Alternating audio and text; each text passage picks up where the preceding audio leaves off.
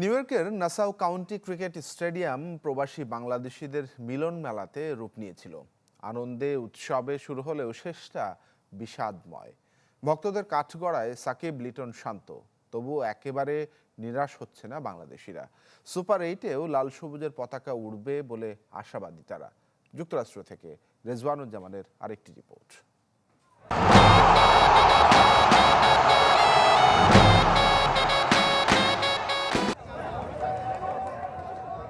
যুক্তরাষ্ট্রে বাংলাদেশিদের এত বড় মিলন মেলা এর আগে কখনো হয়নি। ক্রিকেট সে সুযোগ করে দিয়েছে।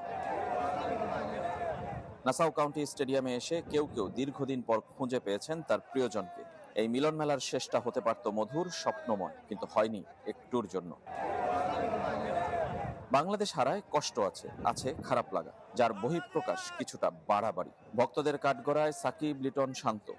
বাংলাদেশ টিম অত্যন্ত সুন্দর খেলছে, কিন্তু বাংলাদেশের ব্যাটিং লাইন আপে কিছু সমস্যা আছে, যেমন লিটন দাস এবং শান্ত। বাংলাদেশ ক্যাপ্টেন শান্ত, উনার আজকের পারফরমেন্সও আমরা হতাশ।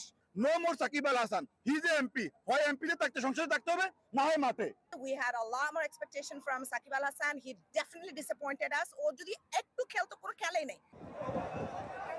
এখনো আশা ছাড়ছেন না সমর্থকরা। সুপার 8-এ উঠবে বাংলাদেশ, না উঠলেও কি বাংলাদেশের সমর্থন ছাড়া সম্ভব?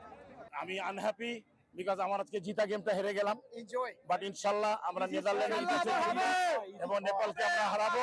I'm very proud from seeing how the team won, and I feel like Mahmudullah, he was a really great player.